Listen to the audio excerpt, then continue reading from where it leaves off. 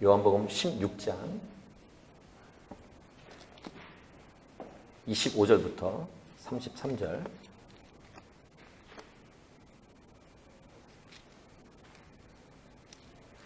다 같이 요한복음 16장 25절부터 33절을 같이 읽도록 하겠습니다. 시작. 이것을 비유로 너희에게 일렀거니와 때가 이르면 다시는 비유로 너희에게 이르지 않고 아버지에 대한 것을 밝히 이르리라.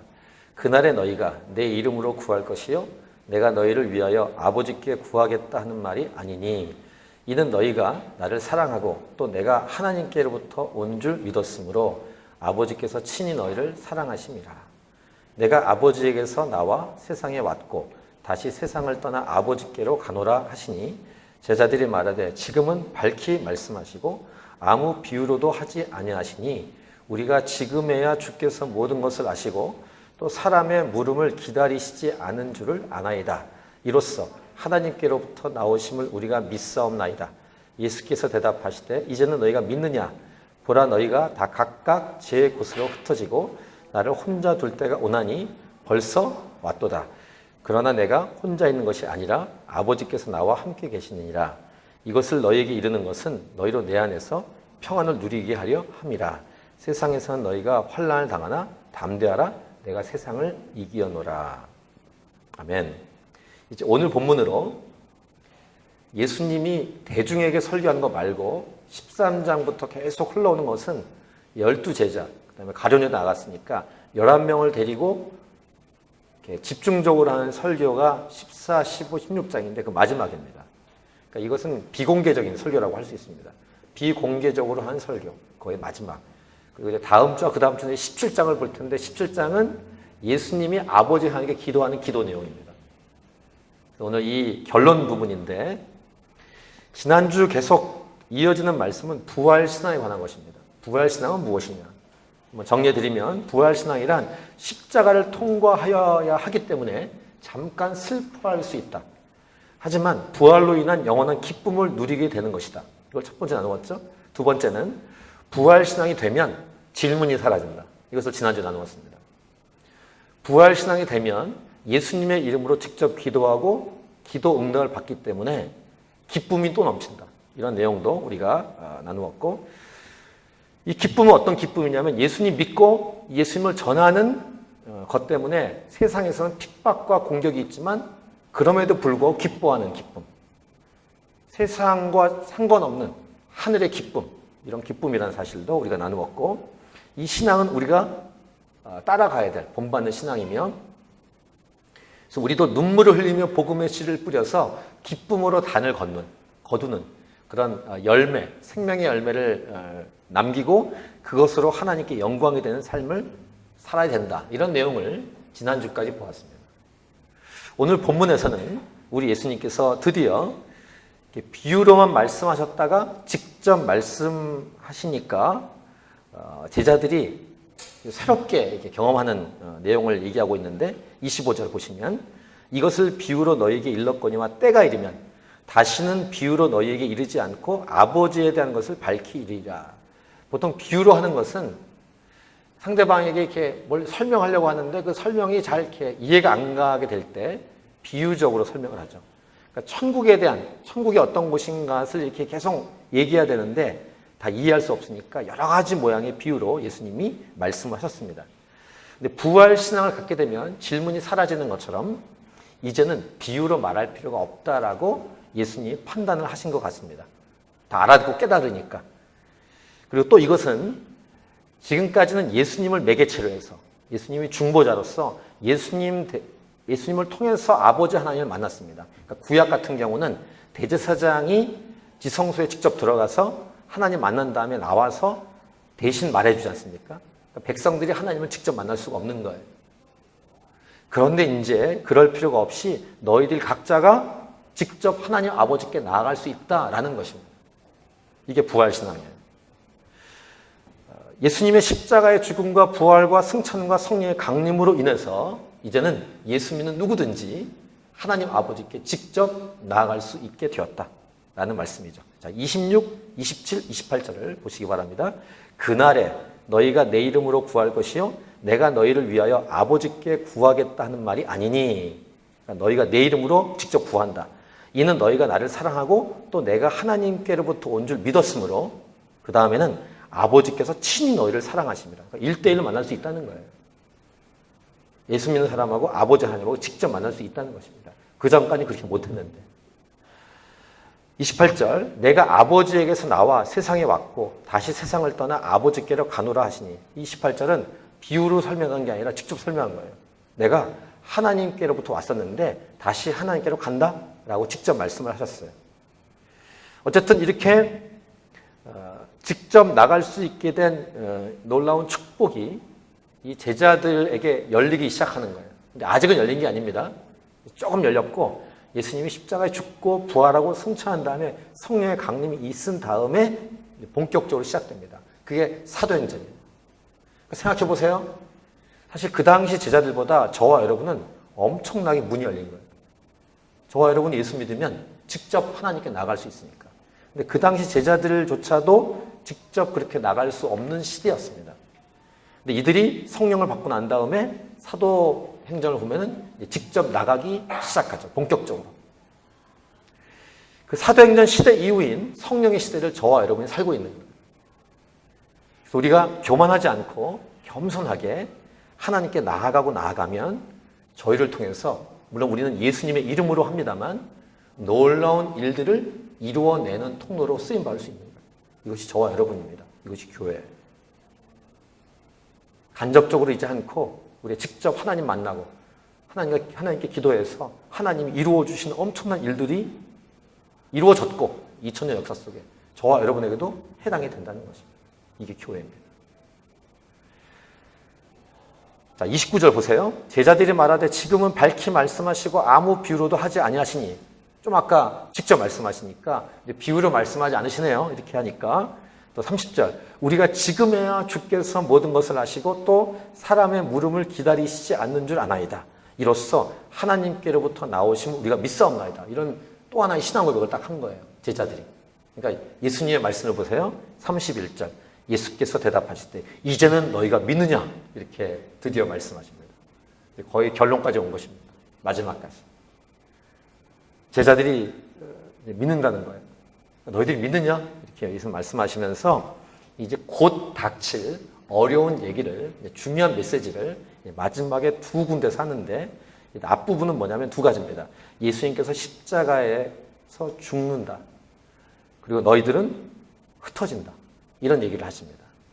이것은 이제 곧 겟세마의 동산에서 이루어질 일인데 32절을 보세요. 32절. 보라 너희가 다 각각 제 곳으로 흩어지고 나를 혼자 둘 때가 오나니 벌써 왔도다. 이제 곧 오는 거예요. 이 설교가 끝나고 이제 곧 겟세마의 동산 가서 그 일이 이루어지는 겁니다. 그러나 내가 혼자 있는 것이 아니라 아버지께서 나와 함께 계십니다. 너희들은 다 흩어지지만 나 혼자 아니다. 아버지 하나님이 나와 함께 하신다. 이런 말씀을 예수님이 하셨습니다. 그리고 이제 더 중요한 요한복음 16장 맨 마지막 절. 오늘 설교의 핵심이 되는 메시지를 주시는데 이 메시지가 33절이에요. 오늘 설교의 메인입니다. 우리 33절을 같이 읽도록 하겠습니다. 시작. 이것을 너희에게 이르는 것은 너희로 내 안에서 평안을 누리게 하려 함이라. 세상에서는 너희가 환난을 당하나 담대하라. 내가 세상을 이기었노라. 이 말씀 때문에 오늘 설교 제목을 이렇게 정하게 됐습니다. 예수님의 승리가 나의 승리가 되는 사람들. 이것이 오늘 설교 제목입니다. 따라해 볼까요? 제목 시작. 예수님의 승리가 나의 승리가 되는 사람들. 33절 다시 보세요. 제가 읽겠습니다. 이것을 너희에게 이르는 것은 너희로 네 안에서 평안을 누리게 하려 함이라. 세상에선 너희가 환난을 당하나 담대하라. 내가 세상을 이기었노라. 자, 무슨 말씀입니까? 세 가지로 정리할 수 있습니다. 지금까지 이게 미리미리 다 예수님이 말씀하신 이유는 그때가 되면 너희가 평안하도록 하기 위함이다. 첫 번째. 두 번째는 환난을 당하는 것은 현실이다. 환난 온다. 두 번째. 세 번째는 그러나 담대해라. 내가, 그러니까 예수님이 세상을 이겼다. 이렇게 세 가지 메시지를 33절에 주십니다. 오늘 이 세 가지로 메시지를 정리하고 적용을 어떻게 할 것인지를 나누도록 하겠습니다. 첫 번째, 미리미리 알고 있으면 예수님 안에서 평안을 누릴 수 있다. 이게 첫 번째 메시지예요. 우리 하나님 아버지의 스타일이 있어요. 사람마다 스타일 있지 않습니까? 하나님의 스타일이 있어요. 우리 하나님의 스타일은 뭐냐면은 미리미리 말씀하십니다.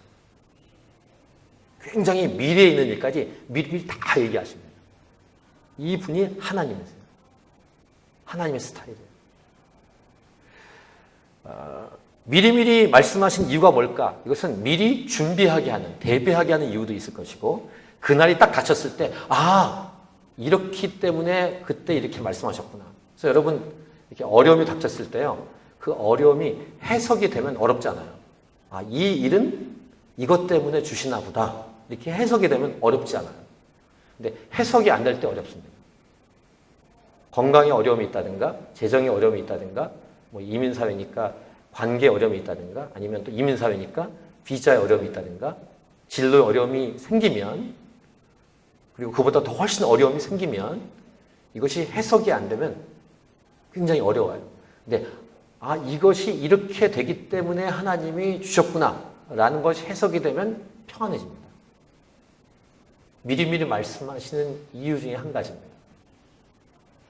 성경을 보면 이렇게 미리미리 말씀하시는 메시지가 얼마나 많은지 몰라요. 물론 이 미리미리 말씀하신 내용은 저와 여러분에게도 해당이 되는 말씀이기도 합니다. 미래의 일들이니까. 구약에 있는 예언의 말씀들, 그리고 신약에서 마지막 때에 관한 말씀, 마가복음 13장이라든가 마태복음 24장, 또 요한계시록, 이런 말씀들을 보면은 미래에 관한 말씀을 많이 주십니다. 누구에게? 교회에게. 누구에게? 저와 여러분에게. 미리미리 말씀하시는 하나님. 하나 예를 들게요. 구약의 하나 굉장히 많은 말씀이 있는데, 예를 드는 거예요. 15장, 창세기 15장을 보면 아브라함에게 하나님 말씀하실 때 이렇게 말씀하세요. 보세요. 여호와께서 아브라함에게 이르시되 너는 반드시 알라. 네 자손이 이방에서 객이 되어 그들을 섬기겠고 그들은 400년 동안 네 자손을 괴롭히리니. 400년 동안. 이게 뭡니까? 지금 창세기 시대인데 출애굽기 얘기를 하시는 거예요. 출애굽기, 레위기, 민수기, 신명기 말씀하시는 거예요. 아브라함, 이삭, 야곱, 요셉. 그러니까 야곱과 요셉 때 이루어질 일이며 야곱과 요셉도 죽고 후대에 400년이 지날 일들을 미리 말씀하십니다. 아브라함에게. 아브라함이 직접 뭘 할 수 있는 게 아니에요. 어떻게 하라고 할까요? 아브라함은 이삭에게 계속 말해주는 거예요. 이삭은 야곱에게 계속 말해주고 야곱은 또 12아들에게 말해주고 그렇게 하라는 거예요. 미리미리 말씀하신 하나님. 그들이 섬기는 나라를 내가 징벌할지며 그 후에 네 자손이 큰 재물을 이끌고 나오리라. 실제 그렇게 됐습니다. 하나님이 뭐라고 말씀하시냐면은 애굽을 나올 때 애굽 이웃 주민들에게 폐물, 보물을 받아가지고 나오라고 그랬어요. 그거 다 갖고 나옵니다. 그거 가지고 광야에서 성막을 만드는 재료를 씁니다. 이걸 미리 말씀하시는 거 아브라함에게. 이게 하나님의 스타일이에요.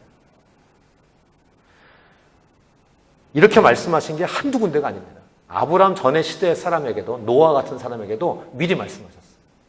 아브라함 이후에 이삭에게도 야곱에게도 요셉에게도 그 이후에 모세에게도 다윗에게도 계속 말씀하셨습니다. 미리.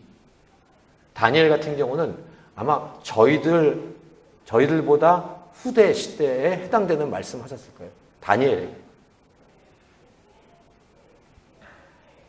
알아듣든지 또는 그 당시는 못 알아듣든지 상관없이 미리 말씀하신 하나님.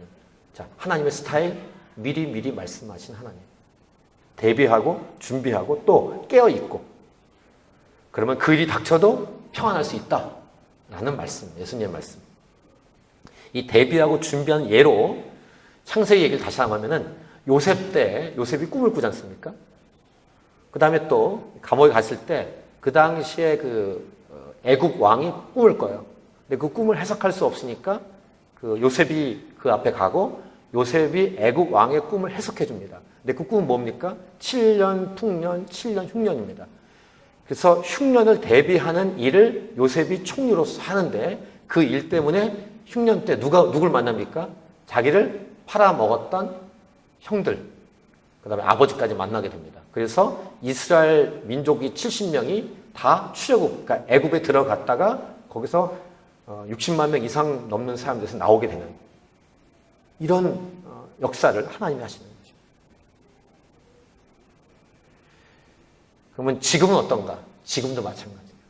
지금도 여러분에게 성령을 부으셔서 하나님은 미래의 일을 말할 수 있는 은사를 주시는 사람이 있을 거예요. 자, 요엘서 2장을 보세요.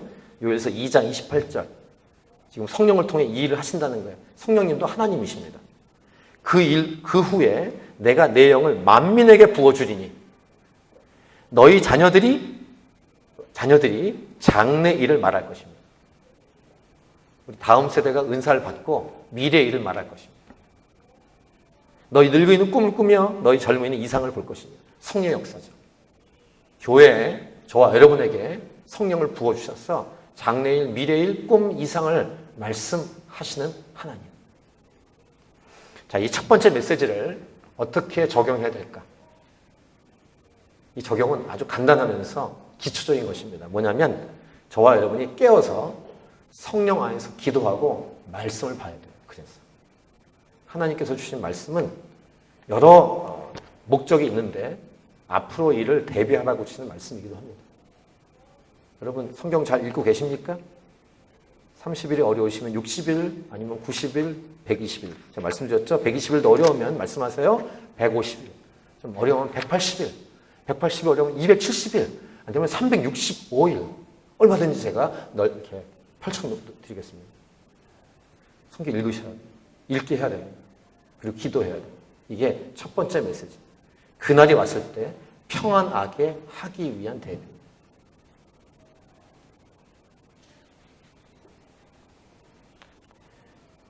이따 기도하겠지만 여러분 각자 기도해서 성령님 나에게 충분하게 채워주시고 하나님 말씀 안에 거하게 하시고 기도할 때 깨닫게 도와주십시오. 그리고 그 말씀 깨닫는 말씀을 순종하게 도와주십시오. 이것이 첫 번째 메시지를 우리에게 적용하는 내용일 것입니다. 그때 되면 평안을 누리게 하기 위함이다. 자, 두 번째 메시지입니다. 환난은 당한다는 거예요. 이것이 사실이다. 환난이라는 현실을 인정해야 돼요. 환난이 왔는데 아닐 거야, 꿈일 거야, 그렇게 말도 안 되는 소리 하면 안 됩니다. 보통 이렇게 정신적으로 어려운 분들의 특징이 뭔지 아시죠? 현실을 인정하지 않습니다. 현실을 도피하거나 현실을 약화시키고 빠르게 생각합니다. 이게 정신적인 어려움이 오는 사람의 특징입니다.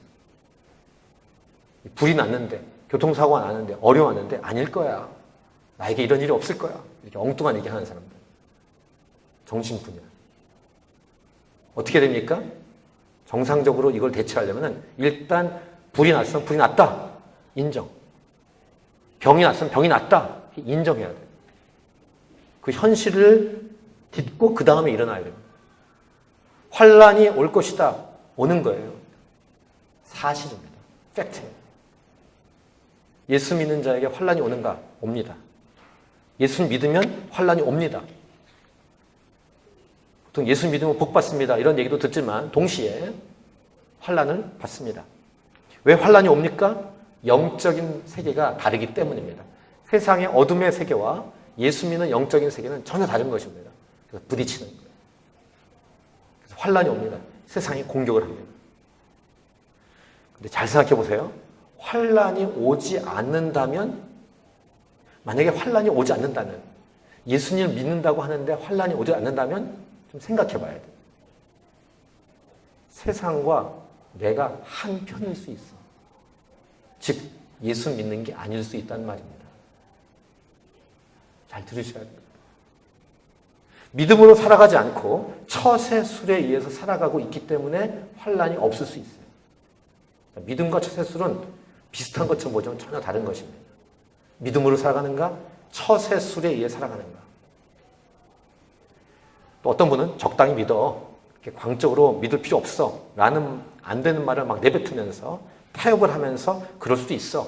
라고 스스로 위안을 삼고 교회 안 올 수는 없으니까 교회 오긴 오는데 거룩한 척, 경건한 척은 하지만 속은 예수 믿는 게 아닐 수 있다는 것입니다. 그럼 환란이 안 오죠. 세상하고 똑같으니까. 예수님 당시에도 이런 사람이 있었습니다. 그런 부류가 바리새인입니다. 예수님이 바리새인을 얼마나 신랄하게 야단쳤는지 모릅니다. 영적인 세계에는 중간 지대가 없습니다. 두 갈래 길입니다. 복음 메시지예요. 중립 없습니다. 영적인 세계.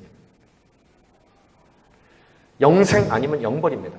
예수 믿었든지 안 믿었든지 둘 중에 하나지. 믿는 것 같은데 안 믿는 것 같고 아리까리하고 알쏭달쏭하고 안 믿는 거예요. 그건. 그런 존재 없습니다. 믿든지 안 믿든지. 보통 예수 믿는 사람들에게 세상은 극단적이라고 말합니다. 극단적이라고 말할 수밖에 없어요. 분명하기 때문에. 예수 믿는 거예요. 그럼 환란이 온다. 이게 성경의 메시지. 일단 자기가 죄를 지어서는 환란이면 회개해야 됩니다. 두 번째, 죄를 짓지 않았음에도 불구하는 환란이 있을 수 있습니다. 지난주에도 이 말씀을 드렸습니다. 예수님 믿고 예수님을 전하면 핍박과 환란이 있다는 거예요. 그게 사도행전 역사예요. 시간이 점점 갈수록 우리의 신앙이 점점 깊어지고 커질수록 환란이 있다. 이 사도행전에 초대교회의 특징 10가지가 있어요. 나중에 이것도 한번 소개해 드리겠습니다. 어떤 목사님이 사도행전의 10가지 특징을 쫙 분류하다가 중간쯤 됐을 때 하시는 말씀이 있어요. 아주 귀를 기울여야 되는데 초대교회의 특징 10가지 중에 하나가 뭐냐면 고통받는 교회라는 것입니다. 영어로 suffering church. 이게 진짜 교회의 특징이에요. 서퍼링 처치로서의 모습을 갖고 있지 않다면 그 교회는 가짜의 가능성이 많습니다. 진짜 교회라면 이 어둠의 세상 주관자들이 잠깐 다스리는 이 세상에서 서퍼링, 고통을 받고 뚫고 나가는 교회가 진짜 교회예요.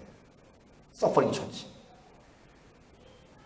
저는 이것을 축복이라고 믿습니다. 분명한 색깔, 분명한 노선이 있기 때문에, 즉 예수님을 분명히 믿었다는 반증이 되기 때문에 환란은 축복이에요. 여러분 아멘하기 쉽지 않겠지만 한번 아멘하세요. 예수님을 제대로 믿기 때문에 환란을 당할지어다. 쉽지 않으시죠? 환란 받으라는데 뭐 아멘하기가 쉽지 않죠. 근데 아멘하셔야 돼요. 진짜라는 증거이기 때문에. 핍박과 고난을 받는 진짜 교회가 우리 캔버라 하나님이 찾으신 교회일지어다. 할렐루야. 누구 편인가? 하나님 편이야? 마귀 편이야? 이 얘기입니다. 환란이 없으면 좋겠습니다. 그럼 마귀 편 되시면 됩니다. 세상 속에서. 환란이 있어도 뚫고 나가겠습니다. 그러니까 죄를 짓는 게 아니라 죄가 없는데도 예수님 전하고 예수님 믿는데도 그게 진짜 교회입니다. 브레이크스루 하면서 나가는 교회. 야성 있는 교회. 진짜 교회. 강력한 교회. 환란 존재한다. 그럼 이것을 어떻게 적용할까요? 아까 첫 번째 메시지 적용과 연결됩니다. 성령 안에서 기도와 말씀 가운데 거하는 거예요. 기초예요. 기본입니다. 두 번째 이 적용한 내용은 이제 세 번째 메시지의 결론과 연결됩니다. 세 번째 메시지. 환란이 있는데 담대하라. 예수님이 세상을 이기셨다. 이게 메시지. 예수님 명령하십니다. 담대하라. 세상에서 너희가 환란을 당한다. 담대할 근거는 바로 오늘 본문의 맨 마지막 말씀. 내가 세상을 이겨노라. 아멘.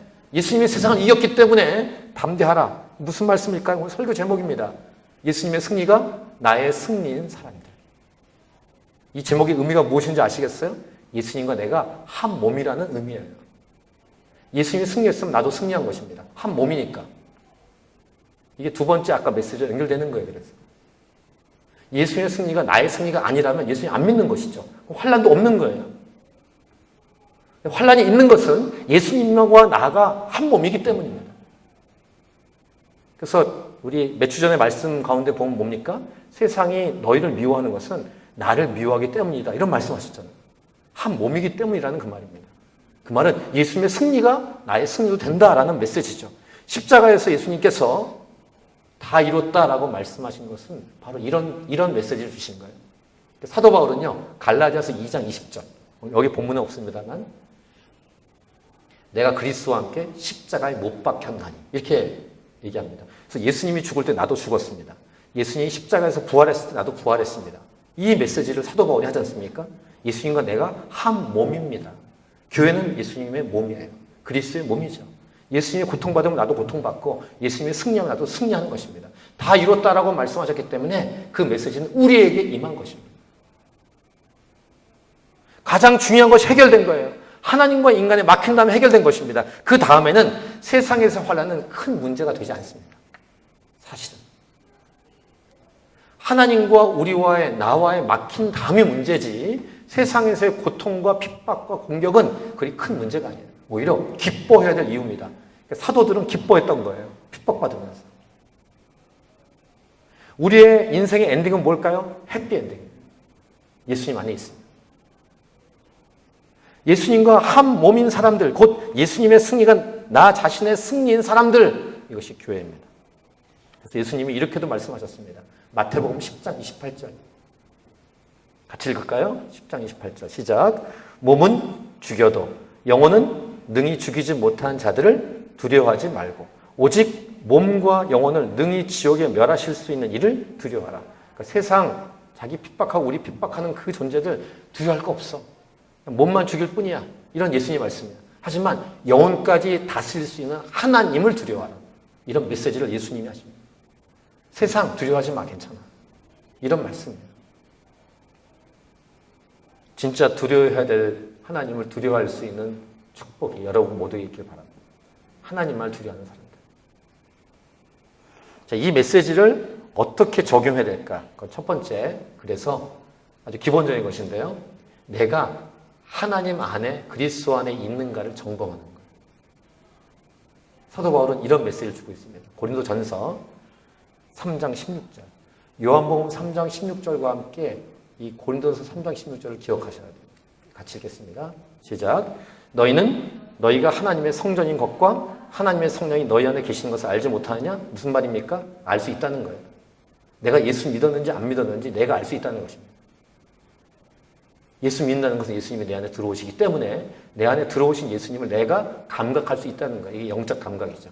똑같은 말을 또 합니다. 사도 바울이 고린도 후서 13장 5절입니다.